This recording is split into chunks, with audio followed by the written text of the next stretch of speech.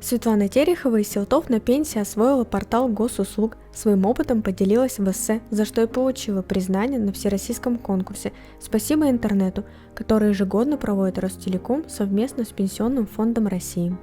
Я согласилась с радостью, потому что уже 3 года нахожусь на пенсии, и для меня это стало интересно. И я решила попробовать. Это моя была тема, я ее немного раскрыла, постаралась раскрыть, чем это полезно для нас, для пенсионеров. Я не ожидала. Это было так все спонтанно, и поэтому я рада.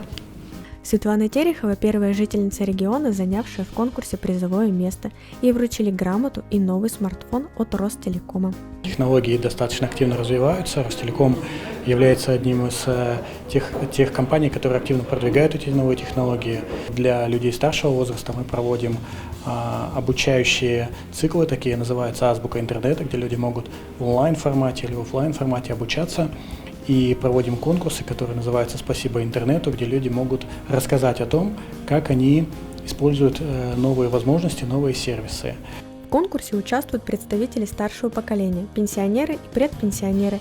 Они делятся личными достижениями в компьютерной грамотности. В прошлом году приняли участие 5000 человек по всей России. Важно, чтобы победители конкурсов были не только победителями и радовались своей победе, но чтобы оставались наставниками для тех, кто их окружает, для семьи, для близких, для друзей, для сообщества, в котором живут. Потому что конкурс проводится не ради конкурса, а ради того, чтобы двигать среди людей возможности цифровой трансформации, которая сегодня проводится в России в целом. Для старшего поколения конкурс – возможность повысить компьютерную грамотность и эффективно использовать интернет-ресурсы.